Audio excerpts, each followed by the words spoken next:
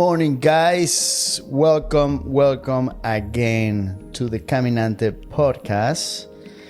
Baby, you look amazing today. Thank you. Is it like a special day? Anything going on that you're trying to catch my eye? Every day that we film is a special day. It is a special day. Guys, today it is a special episode. And I know that I say that every single time just because I do believe every single episode has an impactful meaning. Today is about parenting for those that have kids, for those that don't have kids and are planning for. You know, parenting in the digital age, between balancing technology, culture, and the pressure of success. I mean, it's really not that easy, right? It hasn't gotten that easy. No. And you know, it's so interesting because you wait for like the light at the end of the, you know what I mean? The hope that it's going to get better tomorrow. No, I have to preface because there's going to be a lot of challenges and difficult things that we talk about today. Yes. So before we get into that, this truly is parenting these two boys is the greatest blessing, the most humbling experience. It's one of those things that you don't know till you know. And if you're a parent, you get it. We're all in this together. But if you're not, it's all about navigating the challenges of raising kids in a multicultural and tech-driven world. So it gets interesting. There's a lot of things that have to be considered, especially when for those that are caminantes and are planning, 5 years ahead. How does that look like? It may be different in 5 years, but technology is becoming a major influencer in the core of every single family. Totally. Don't you think? Absolutely. You guys, my name is Tiffany. This is my amazing husband, Luis. We are your host behind the podcast Caminante, where cultures collide. Boy, they do, don't they? Yeah, they do, but also the empires rise. They sure do. And that's exactly what this podcast is about. They sure do. So parenting has never been that easy. I mean, I'm not minimizing the now or the before.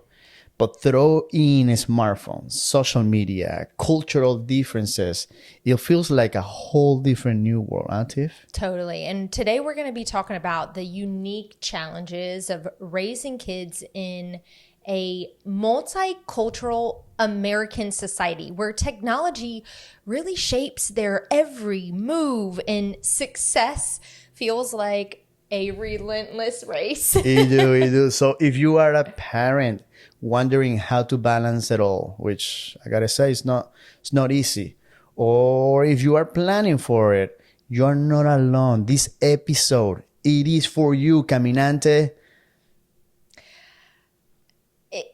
This journey has been just so humbling. It has. There's flashbacks I get as a mom of my parents. There are times that, you just like have that aha moment and you're like, oh, okay, this is what she was talking about. This is what was happening. But I also feel like, and my parents did such an amazing job.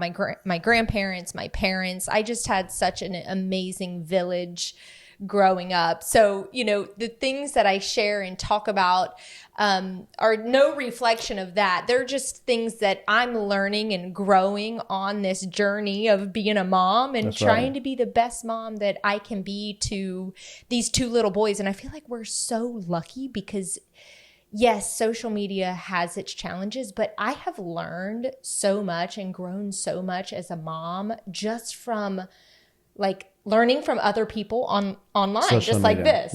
Right. Well, and that's what technology does, right? It brings people closer. Now, it doesn't matter about where you are, if you're in a different country, different city. Migration occurs even within the same country, outside of the country. And technology has really been able to connect us closer. So like everything, right? There's a good side of it. And there's also a negative side of it. So it all depends on how you use it.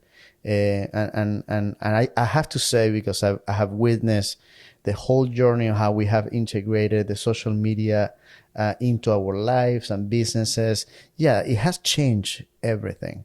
And it has something good about it, which is it brings information to you faster, quicker. So information is at your fingertips. But at the same time, you could have a misuse of such a technology. You could be filling your minds with things that are not adding any positive value to your mind, to your body, to your health, to your family. And it can complicate things. And you think it can get really messy just because of what you're exposed to. Don't you think? Totally. Well, and not only what you're exposed to, but in addition to that, and that's so important, who you follow, what you're looking at, what you're reading, all of that exposure. Right.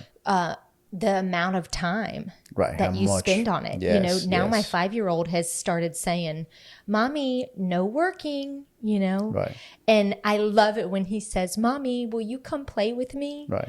Because it's an invitation from a little boy who is inviting you into his world. And Really, and inviting you to unplug yes. from the technology without even thinking about it. Yes. For you to play and have some real human time. Yeah. And one thing that I love that we've done and that you have really encouraged is it's not about like completely blocking it, right? Like no tablets, no screen time, but how can we integrate it and put boundaries on it? Use it as a reward, use it for 5 minutes, Yes. use it for, and what I've learned is that that's really teaching him self-control, Yes. how to use it. Yes. Now he can even hand it over. And I love that. It took us quite some time to teach that. Yes. But I think exactly what you're saying is in our household, we have that 5-minute rule and we use it for everything, right? That 5 minute to the point that our 3-year-old, when he wants more time, 5 minutes, which is so cute. But it does exactly what Tiff is saying is you're giving some space because, again, technology does bring something positive. I do think that kids have to be able to learn how to use technology because everything is really pushed to there. So if you want to provide them and give them the tools and the skill set and the knowledge, they got to be able to understand technology, how to use it. So some of that exposure I think is good, but at the same time, the way we limit it, and okay, you have 5 minutes, you're limiting it to the point that it's also teaching self-control, how to regulate, how to know when to stop and pause and then get out of it and move to something else.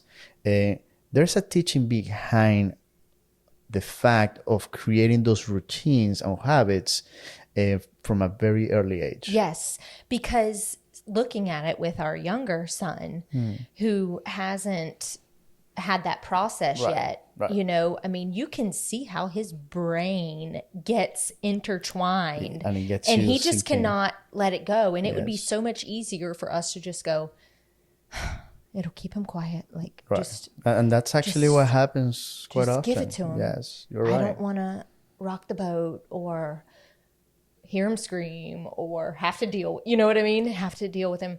It would be easier to just let him keep having it. But I'm just so proud of you and us. And we're going that extra step to teach them. Yes. I was talking to a friend of mine and we were talking about it because that also applies to TVs. So not necessarily tablets or smartphones, right? TVs. Nowadays, you really have a tablet in your TV. Yeah. Now you can scroll, go to different apps. So it really has just changed the way that tablets were perceived because now TVs have become just like a big tablet in front of your room. Yeah. How to manage those times, right? So that way kids can have some sort of fun, but to not only use it, because I know that in today's time, especially in this society, parents are very busy. Yeah. In most cases, both parents work, right? It's not like in other cultures in where probably one goes out of the field to work and make things happen and provide, the other one stays at home. not too many families have that dynamic. And the average is truly both parents are working. So when you said you're working and then your son is calling you to play, some parents just don't have that luxury to say, I can stop, let's go ahead and play. Yeah. So it becomes very difficult because it is the solution to keep that child entertained, Yeah. busy, quiet, so you can get things done. Yeah. It gets very difficult because I also have experienced that with you when we both have tasks to accomplish, to do, but at the same time, we have to be aware that our child is using the phone, is on the tablet. So how do you then split, stop, let's do something else, let me do it while I'm probably playing baseball or while I'm in the pool? How do you integrate all that? Because I think it gets really busy, especially mind-wise. And that's what stresses us out sometimes. It has taken me by so much surprise and just like complete awe how in the farm we have no Yes. TVs. Yeah. Okay. And we do it in a purpose, right? Purposely. Yeah. We don't need, we didn't put TVs there on On purpose. purpose, right. And we have realized through that we don't need TVs. And do you remember, I was like, what are we going to, because we don't, look, however you want to do things is how you want to do things. You know, we've just learned some ways and we're trying to just adopt new ways and do what we feel is best for our kids. So we're not like no TV, no screens. Like we've talked about, we'll try to do 10 minutes here, 30 minutes there. But at the farm, we don't have that luxury of a TV. So the kids over spring break for 1 week didn't have TV. I could not believe when we came back, it's been 3 weeks, they still have not watched TV because it's almost like that habit has been broken. Yeah.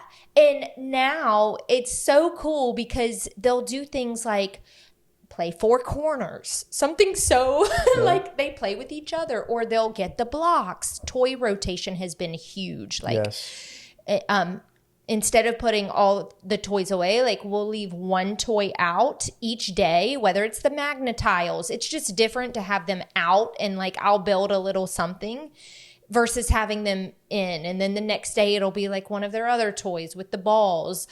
And having that out front and center and rotating them, it's like they get a new toy every time. And they have to share. They're kind of forced to share as well, right? So because there's one toy. So again, I think that teaching that rotation is crucial. But what you were saying regarding the farm, I was also very impressed because it broke something that we've been fighting for against so much. And it's interesting that happens at that age level, but it also happens at our level, right? That's why traveling, exposing yourself to different settings, breaking those routines, those habits, allow your mind to expand, to grow, to mold, to just get something different so that way you can grow. Right. And it gets you out of that box. Yes. Because I do think that sometimes I feel like we live in a box, and that's why I become this persona that you always tell me, you just have to be doing always. It's because I feel once I have in a routine back to back for a couple, 3, 4, 5 days, my mind cannot work well. Yeah. And I have to get out of it. I have to find something new, something fresh, because I have been training my mind already for so long to do that, to always exposing myself to new things. So that way my brain or my mind continues that growing aspect of it. I love it. I was amazed how the kids just, and they don't even ask for it. And when they ask, we say, honey, let's try something different. And they just go with it. Yes. But it happened as soon as we broke, I don't know if that should be the proper term, but we broke the curse, right? We broke it, and then the kids just, it's not the main point. Luisito from time to time asks about a game. He likes racing and driving. And the 5-minute rule works perfectly. And exactly what Tiffany says. When I say, son, it's been 5 minutes, he closes the phone. And he hands it back. And he hands it back. So, and we cheer him on and great job. Correct. So those are some of the things that we do managing technology with our kids. They are 3 and 4, and they're working really, really well. I hear other parents, the challenges that they face, and they cannot break it. They haven't figured it out. And I think hopefully this, if you're listening to this, you can probably try it out and see if that works, because it does great things for the sleep of the kids, how they wake up, how they're wired and they're thinking, how they're doing in school. We're noticing that, and it's impressive. When I dropped Liam off at school yesterday, the director said, I just wanted to tell you guys it's been about 2 or 3 weeks that I've noticed a shift in his behavior. Now, I don't know. I'm just saying that's what the teacher. It's just the casualty, right? So, but yeah, there's something about being creative, letting your mind, interact with other people. Right. No, it's powerful, because I think the game or the TV, you're literally go back in that box that we're talking about, this little box of the same content. So when you get out of it, it's like traumatic. I don't want to get out of it. I want to stay in the same box, right? Talking about TV or the games. But when you don't have that, and you're constantly living and feeling and exposing all your senses, that makes a big difference. Well, and it's interesting that they will now go to playing a game or being together or drawing or going outside, or versus like going for the remote. Correct. And I've heard of people who do like no screen November, or if it wasn't for the farm, like I don't know that because they would normally watch a show before bed for 30 minutes or and not that I still think that that's not okay, but if they don't need to and they're playing together, then great. Right. Things in limitations, in limited quantities, balance. I think that's important. So if they don't need it, I don't think we need to be even trying.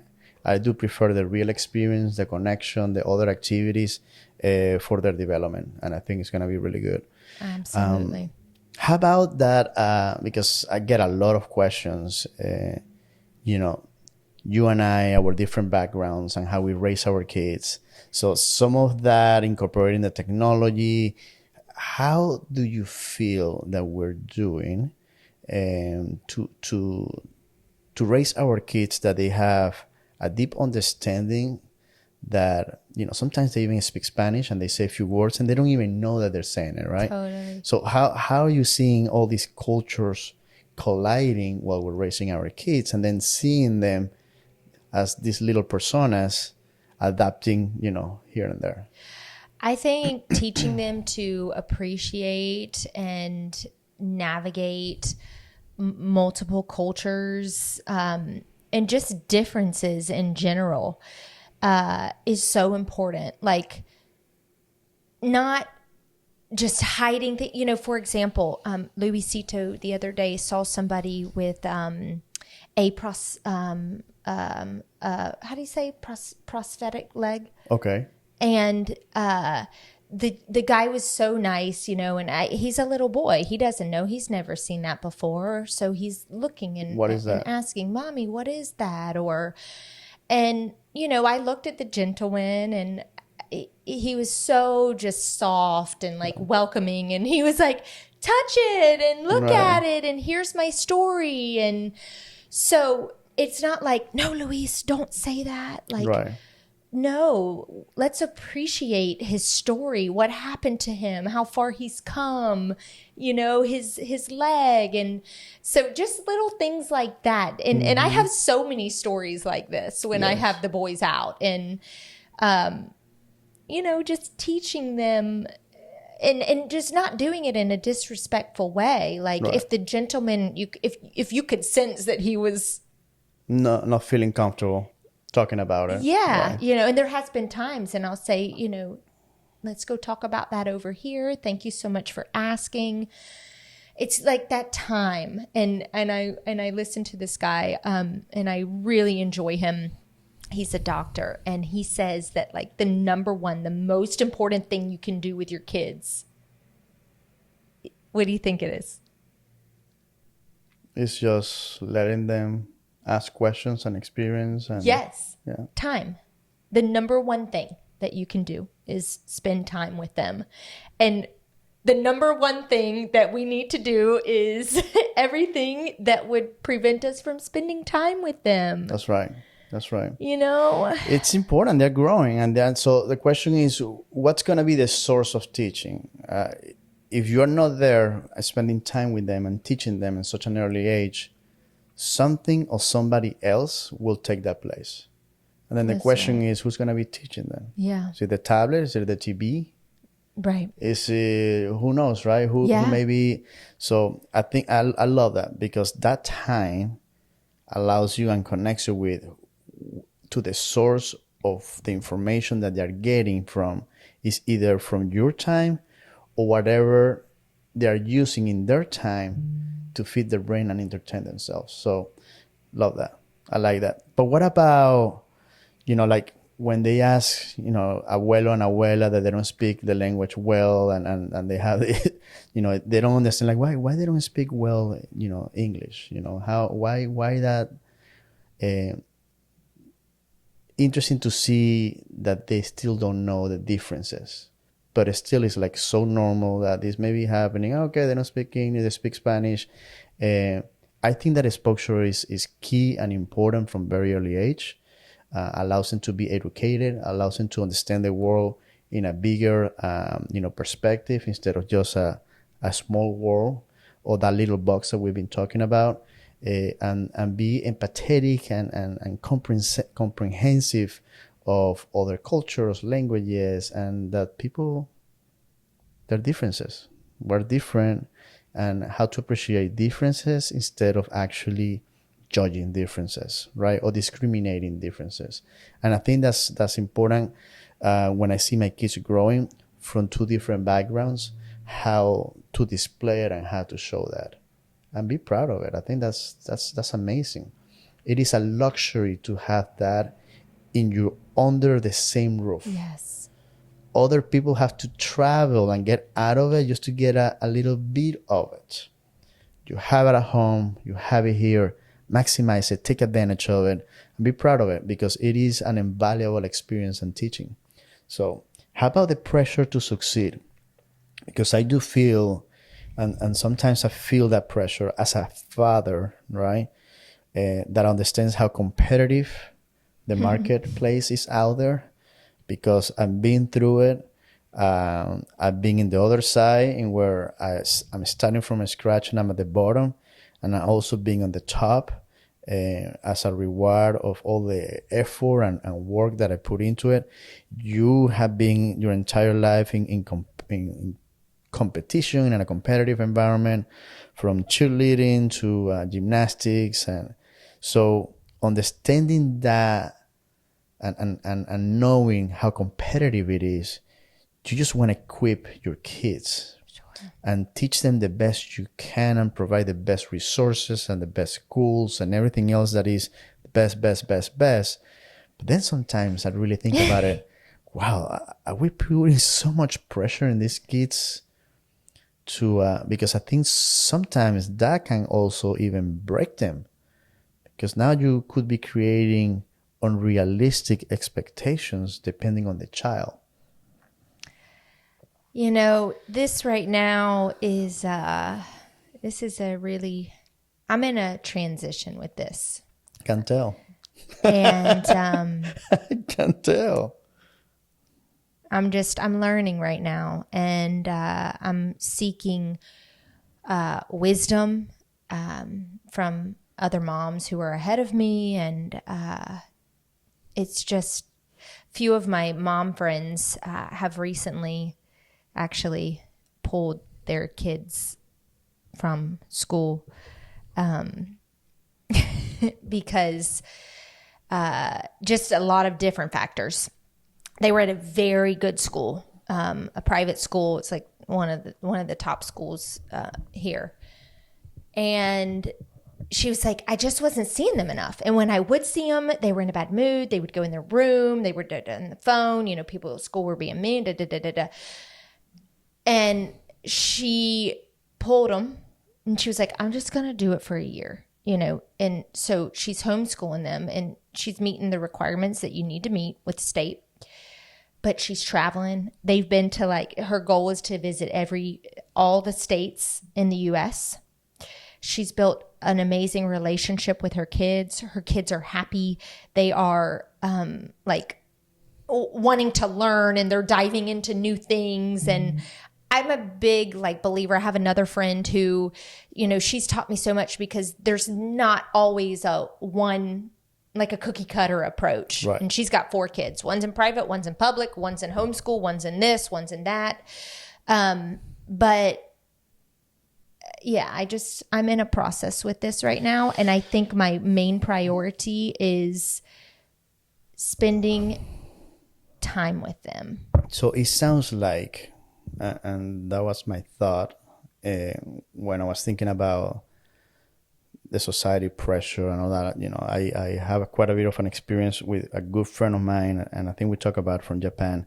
And Japan is an amazing culture, beautiful culture, but the pressure that the young population has there is it's tremendous, to the point that the suicidal rate for that generation is one of the highest in the world, because the level and the pressure that families culture puts on them to be the best of the best, the smartest. I mean, that's why, don't get me wrong, but I've met Japanese, I just so blown away how smart they are.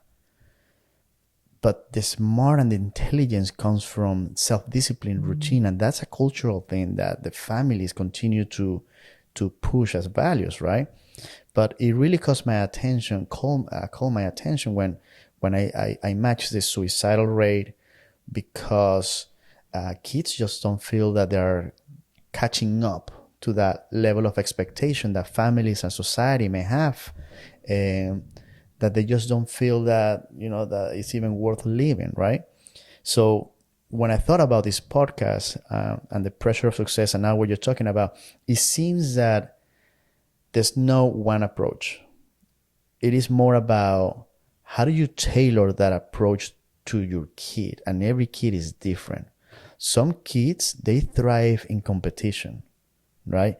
They thrive on winning. They like that, right? Some kids thrive in different environments, right? More, you know, laid back, more relational, more one-on-one. And I think that is really important for parents to be noticing how is your kid? What is it that he likes? Does he thrive in a competitive environment, or he doesn't thrive? Like, I like competitive environments. I thrive in it. I like pressure, and that's what really pushes the best out of me. I don't like too laid back. That's not my setting. I know that probably you feel the same way. But now that you're looking at your kids and you're hearing other families going through the different challenges, then I ask, when it comes to academic, extracurricular expectation, right, how much is too much? Right. And I think it's a dance. I think it's all about, you got to be able to interpret your kid. Right. Because everybody is different. You cannot go so high, so strong, so intense with a child that may not be receiving that well. Right. But some kids do receive that well. And you will be doing a disservice to that kid if you're not raising the bar consistently, because the kid has the potential of it. So I think that there's not a one approach.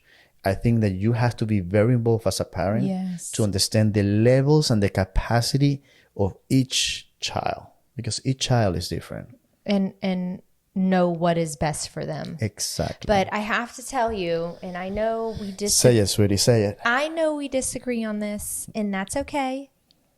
And I respect you as the leader of this house. But as I lean in and learn more and more, just like out at the farm, they have 4 days at school. They're learning life skills out there. Yes, Like they're learning things that are going to create responsibility and leadership instead of learning how, neurons and protons connect. Right. Now, from a doctor or, that could prove important as you're taking, the MCAT or something. How do you know? So don't you think that the idea of education is to exposing them to everything? Because it's very hard to tell at 5 years old, hey, he could be a doctor, he couldn't be a doctor. So I do think, and I agree with you, I think it's important. It's still an education. At the farm, they're learning. When we travel outside of the country, they're learning. It's a constant education. I don't disagree actually with you on that. I completely agree. I think what we need to talk about, especially from parenting is, how do you balance encouraging excellence, right, without overwhelming the kids? Because you can influence excellence at the farm. You can go after excellence when you travel with your kids, right? The way they act, how they behave. You're raising the bar, and you're teaching them neurons and all these different things that you think when it comes to science, but you're teaching them how to behave, how their models, right? How they speak with others. You're teaching them about the culture. You're teaching them about their food. You're teaching them about traveling because they start asking questions about the plane, logistics, and all these different things that come with it, and they're still learning.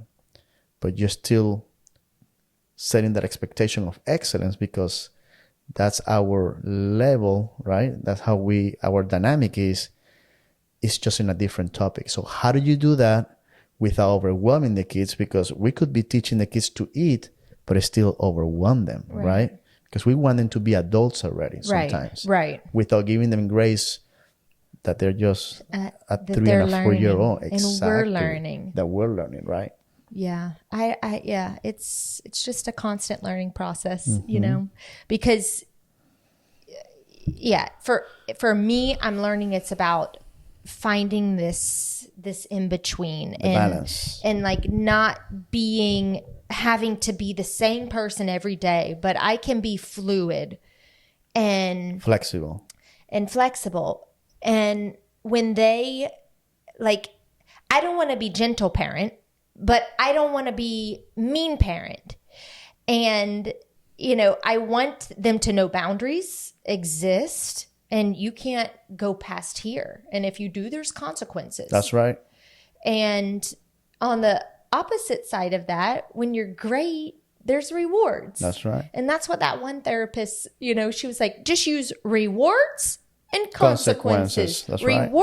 And that has been working really, really well. Really well. And you can also apply that in other areas in life.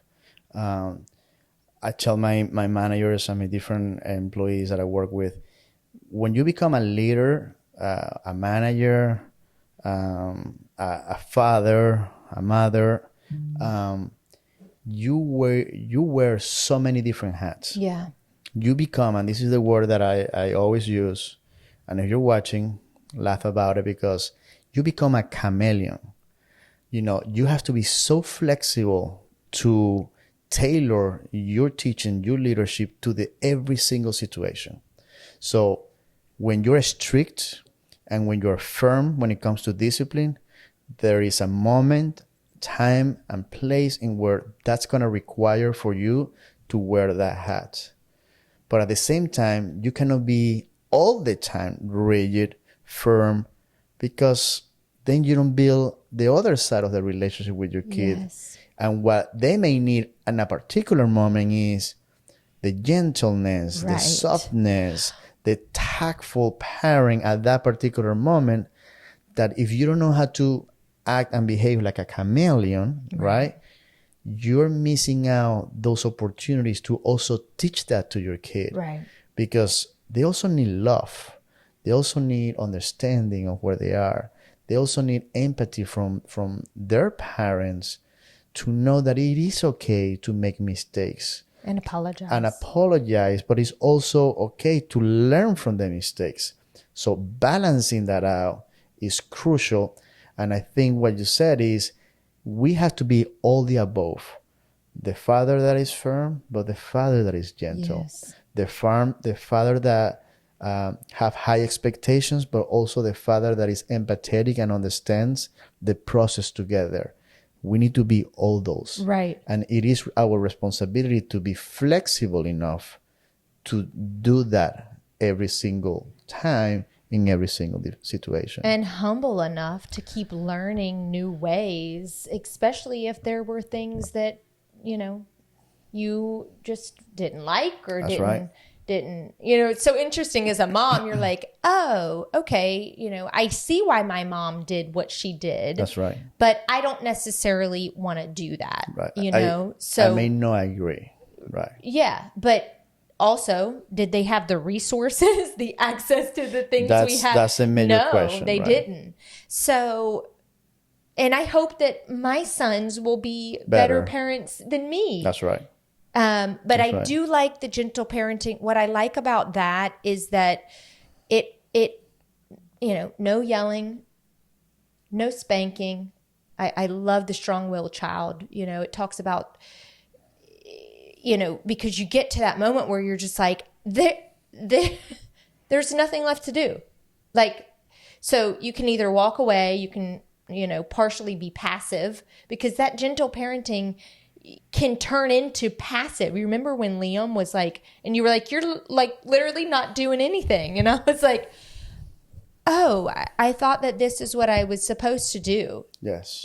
So you don't want to be passive. You don't want to be gentle, but there still has to be some sort of discipline, because the Bible is so right. And I tell the boys this, a mommy and a daddy disciplines the child that he loves. That's right. It would be, and my grandpa used to tell me that, it would be easier for me to just let you do whatever you want and me walk away and go to another room. That's easy. Yes, it is easy. And I think that you just have to have all the options on the table. I know I'm not a fan of spanking, but sometimes it may require, to that point. But sometimes it may not. Right. Sometimes just showing your face and just sending the signal that you're going too far, that's all what it requires. Right. And I do see that that's what's happening in our home, is that we don't have to get to use other tools in order to achieve the correcting the behavior. But all the options should be on the table, as long as it's healthy options, healthy tools that allow you to correct a behavior. Every child is different. Luis was easier for us, right, when it comes to managing and correcting. Liam is a strong-willed child. That's the second one. So my second parent, second children parents. So that second one really tested everything. And I'm so thankful, because he made me a better person, Right. a better mom. It was so hard. It was difficult, and everything that we were using and applying with Luis didn't work. No, we had to go to Yeah, we went to a therapist, and which is completely healthy to walk us through it. This is different. This is not what we were exposed to our first child. What are we doing wrong? What are we doing right? Because we need to correct this, to the point that Liam, at that age, 2 years old, he was so strong that he really thought that he was the head of the house. I mean, to the point that he was defying me, to the point that he was dictating, or he was intending to dictate what was going to happen in the house. And that was very, that was just something that I've never been. And I think I'm going to transition to this, because it goes back to that topic. How did you see then, culturally speaking, my style as a parent, your style as a parent? Because, for example, a kid define me culturally, and then where I come from, that's a big no. Like disrespect, that's a big no. Having my child disrespecting me as the father figure and the head of the house is a big trigger for me, right? Yeah, it is. And I think that part of that is cultural, right? I'm not sure if you have, a different thought on that, but I do believe that because of where I come from and all that, that's a big red line that my kids just cannot cross when it comes to either define or disrespecting. So thought on that, because I think that that's interesting. I could talk a long time about this, because I learned so much I just had to learn so much with being a mom to Liam, right, as opposed to being a mom. And that was so humbling, because I was like, wait, I need to be essentially a new parent for this child. Like, I cannot do what I was doing. And exactly, one thing, if there's listeners who, if you have more than one kid, you probably have a strong-willed child. And the therapist told me, and this was so key, and I even have to use this now, I am the mommy. I am the leader. You are the son. You are the child. And teaching the child that safety and security and the leadership roles, like, I wish I had that. I just wish, but I ran the house as Liam's age. Right. Right. And then, your parents probably may have got to that same position where they just didn't know how to. So they did the best they thought they could do to handle you. And that may have created, that created who you are. And then that's why it's so important that those decisions that happen early on impacts you for the rest of your life. Yeah, because you don't want to break the child. You don't want to my break grandpa it, used but to you don't want to also let that child to become, a monster. And right? I think a way to do that is to keep learning and really spend time with them. Like, Liam does well when he trusts you. Right. You're spending time with him and he has a relationship with you. Right. Luis he's submissive and he will listen. All you have to do is look, and you have to use that tone. And Luis is with Liam, that's... Well, and it's changing. Also age.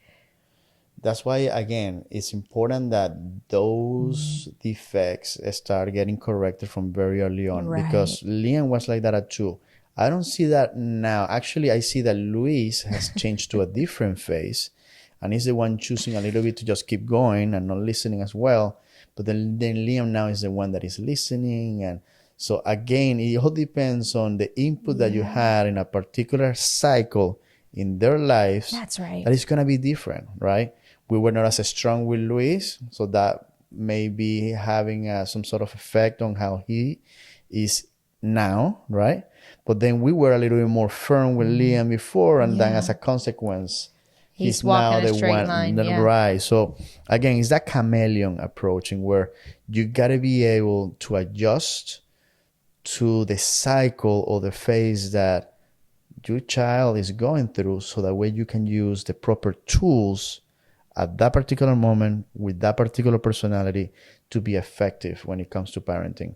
So let's summarize a little bit of... Really quick. Go ahead, sweetie. One more thing. Go just for because it. I feel like this is so helpful. And yes. I know that there's a lot of stigma associated with this topic, but wow. I'm just going to share this because the school, the teachers, our family, our household has seen so much from it. And at first I was like so skeptical, and I just said, okay, I'm going to learn.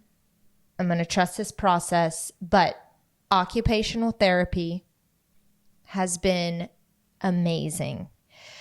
And we worked it out where, just because of the situation, we attend the session, and I think I've learned more just being there.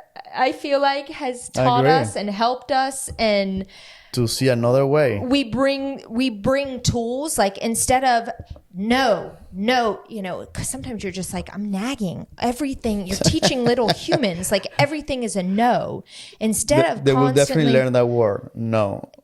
And now, I use the approach that the therapist uses, and I'll say, instead of no, stop hitting your brother. No, stop. You get them thinking, and you say, wow, Luis, in a different tone. was that really a good choice to hit your brother? And then, no, actually it wasn't. What could you have done differently? Like talking with them like humans and having them solve their own problems instead of like being this constant. Now, they do need that sometimes. That's what I was going to say. But exactly. I just feel like we have a better relationship and I'm not constantly, no. And you're trying different things because, and I love that when you do that, sometimes it's effective, sometimes it doesn't, but it is an additional ammunition, additional tool that you have to use it, right, in different situations.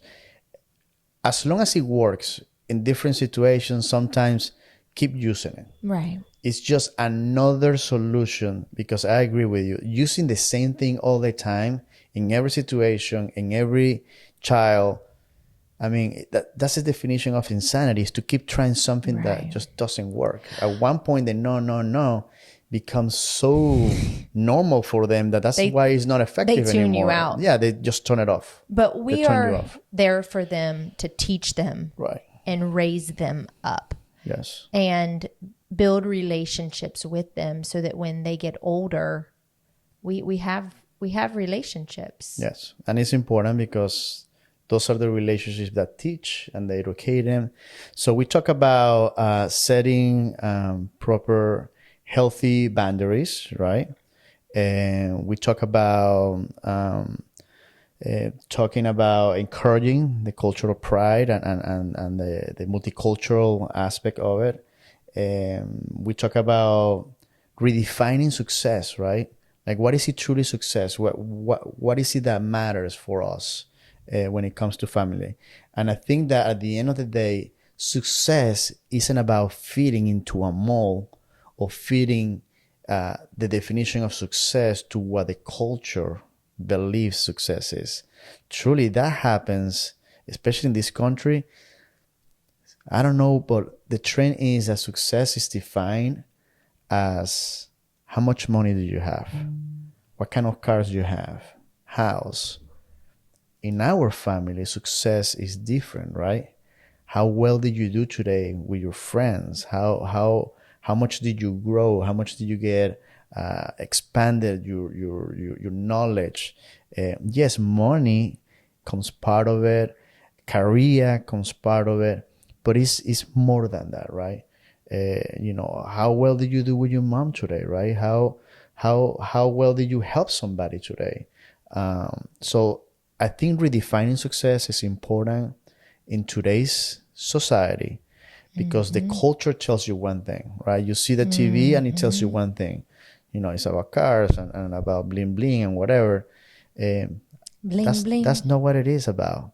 It goes beyond that, right? What is it that you're doing with the skill set and the knowledge that you have to teach others? Right. So again, money is a tool, it's part of it. It's just not all. Career is part of it. It's just not all. Family comes into, be part of that as well. Friendships, relationships, right? How I measure people by understanding and knowing how old is, or how long have you been knowing your friends? And you, just by asking that question, how long have you been knowing your circle of friends, tell me a lot about that person. Because managing relationships from 8 years old, 10 years old, 11 years old, all the way to the present, right, says a lot about that individual. The values, the principles, and everything that you apply to care about somebody, right? And that translates into family, and then society, community, and everything else. So redefine success is probably the biggest one that I love about this. I love it. That's I don't want to wrap it up. That's it. But that's it for today's episode of Caminante, where we explore the complexities of modern parenting. So if this episode resonated, if this episode woke something up inside of you, please subscribe, review us, comment, Send us any messages through our different social media platforms. We want to hear from you. We want to keep having this relationship that feed us every single week to know what we can do better so that way we can provide great content for the audience. I love it. Share this with your fellow friends, mamas, parents. Subscribe, follow the Caminante pod on Instagram and TikTok. And truly just thank you guys so much. Every day we wake up, we're so excited for all the new faces. And it's just such an honor, such a pleasure to do this. Thank you guys. We love you. Until next week, we'll see you, because if you are a true Caminante, I know that you're walking your own path. Thank you. Thank you, sweetie. Thank you. Thank you very much. Did I say that you look beautiful? Thank you very much. Thank you.